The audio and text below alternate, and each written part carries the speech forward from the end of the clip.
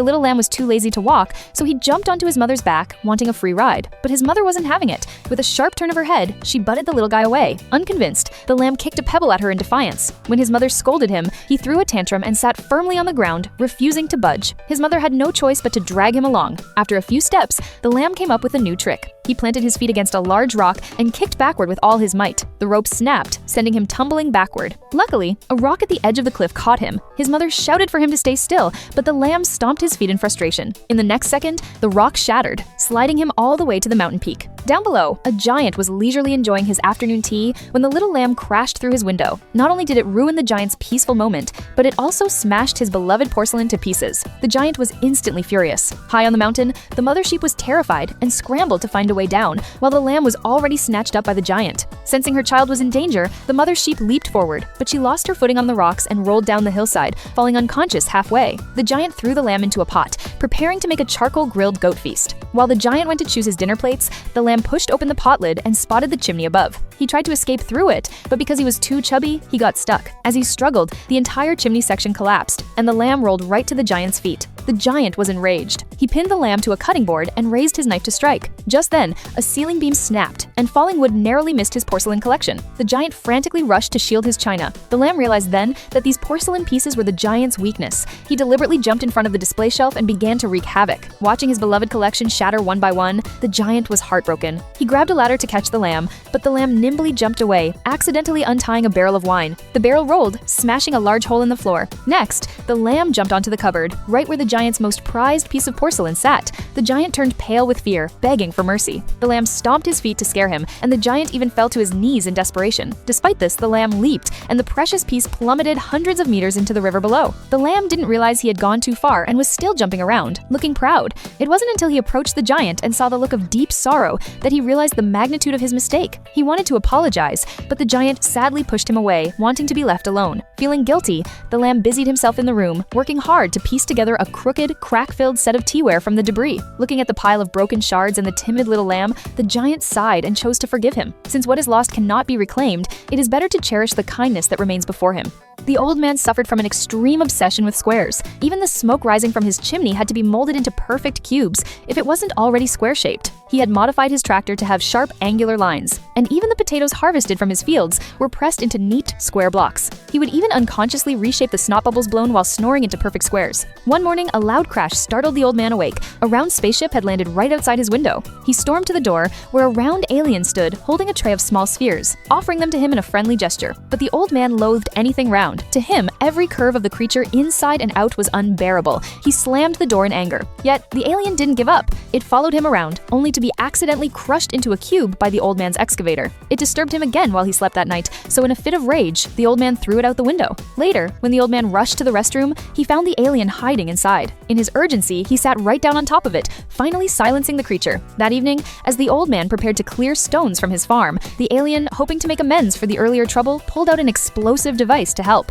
A massive blast ensued, leaving the farm in ruins. Just then, the old man caught sight of a square-shaped flower growing by the roadside. He was overcome with ecstasy. He carefully brought the flower home and tended to it day and night, watching it grow at an astonishing rate. Soon, the alien reappeared. Upon seeing the flower in the old man's hands, it actually tried to rip the plant out by the roots. The old man's last shred of patience snapped, and he angrily drove the alien away. That night, however, the little square flower suddenly transformed into a gigantic man-eating plant, baring its sharp teeth as it lunged at the sleeping old man. Terrified, the old man tried to flee but was swallowed whole. Just as he was losing consciousness, the alien rushed in and desperately pulled him free, though it was violently flung aside by the monstrous plant in the process. The man-eating flower lunged toward the alien. The old man grabbed the explosive device, the very one that had once destroyed his farm, and aimed it at the monster's center. Yet, his obsession with square shapes caused his arm to freeze, rendering him unable to press the trigger. Suddenly, a memory flashed through his mind. The alien had once tried to stop him from bringing that flower home. The old man's gaze cleared instantly. When the alien woke up again, the old man served him a meal with his own hands. Although the food was still square, he had begun to accept shapes that were different. Two lives that should never have crossed paths finally found reconciliation through understanding and sacrifice.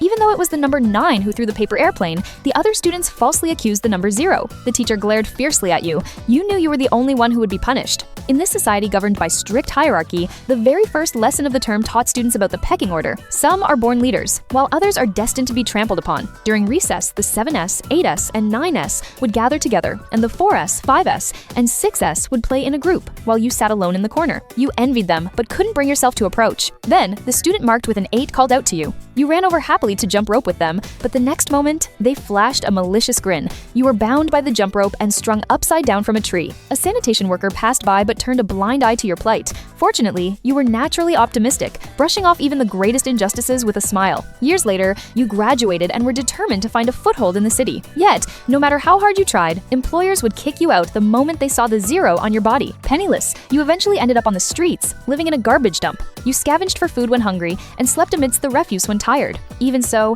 you never felt your life was miserable. Then one day, you stumbled upon some thugs bullying a girl. Anger surged within you, and you rushed forward only to be met with a brutal beating. When you woke up, the wound on your head had been bandaged, and the girl you had saved the night before was watching over you. She was like a ray of light, illuminating your bleak existence. You gradually fell in love, yet you had to pretend to be strangers in public. In this world, a 0 was unworthy of love, and 2 zeros loving each other was strictly forbidden. You met secretly among the flowers and scavenged for food together. Those moments were so beautiful, they almost made you forget your lowly status. However, one day, people discovered your romance and forcibly tore you apart. You were thrown into a pitch-black prison where you spent day after day covering the walls with drawings that expressed your longing. Until one day, a withered rose suddenly fell beside you. You recognize it as the very flower you once gave her. You scramble to your feet and look out the window. Sure enough, you spot the figure you have longed to see. She opens her coat to reveal the joyous news she is pregnant with your child. But before you can even rejoice, you see a group of people bearing high numbers surrounding her, hurling vicious insults. Suddenly,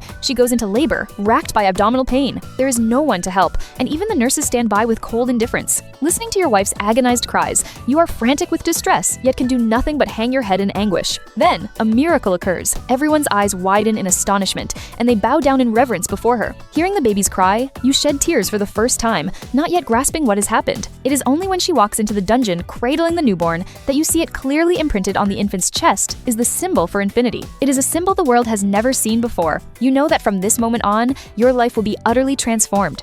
A wooden father has a son made of an iron furnace, but this son has a peculiar craving. He only loves to eat wood. To make his child happy, the wooden father makes him a wooden windmill, but as soon as the son gets his hands on it, he stuffs it into his mouth. No matter what wooden toy the father gives him, it is devoured completely. Even the wooden airplane he hasn't finished assembling yet has a third of it gnawed away. The iron boy grows bigger day by day, and his appetite grows with him. Toys are no longer enough to satisfy him. He begins to chew on the tables, chairs, and cabinets in the house. Furniture vanishes piece by piece, and even the walls are eaten away, leaving behind large holes. The father follows behind him, patching things up, but his speed in repairing can never keep up with the speed at which the iron boy consumes. Just when he finally uses timber to prop up their crumbling home, the support beams are snapped by a single bite from the iron boy. In the moment the house collapses, the father rushes forward, shielding the boy with his own body. The house is gone, but neither is hurt, yet they have lost their home. The father stands up, frustrated, and loses his temper with his son for the first time. Seeing his father's back, the iron boy suddenly realizes something and bows his head, at a loss. He sees the little windmill his father gave him when he was small. Now, only 2 blades remain. The iron boy quietly makes a decision. I do not know how much time passed, but a clap of thunder awakens the sleeping father. Around him, there is only the pouring rain and the windmill swaying in the wind. His son is gone. Burning with anxiety, he looks around in every direction until he suddenly sees a faint light on the distant mountaintop and immediately rushes off through the rain. Upon reaching the summit, he discovers that the flames in the iron boy's chest have been extinguished by the rain. It turns out that the iron boy, not wanting to be a burden to his father anymore, went specifically to the mountaintop to extinguish the fire of his own life. The father blows desperately at the cold ashes, trying to wake his child, but it is to no avail. He holds the iron boy in the wind and rain for a long time before finally laying him down and placing the windmill on his chest. Suddenly, a light breeze blows, and the windmill begins to turn slowly. Looking at the spinning blades, a thought strikes the father. He redesigns the windmill and installs it inside his son's furnace. A miracle happens. The iron boy's eyes slowly light up. They look at each other for a long moment and embrace tightly. Because of love, they once dragged each other down, and because of love, they have found each other once again.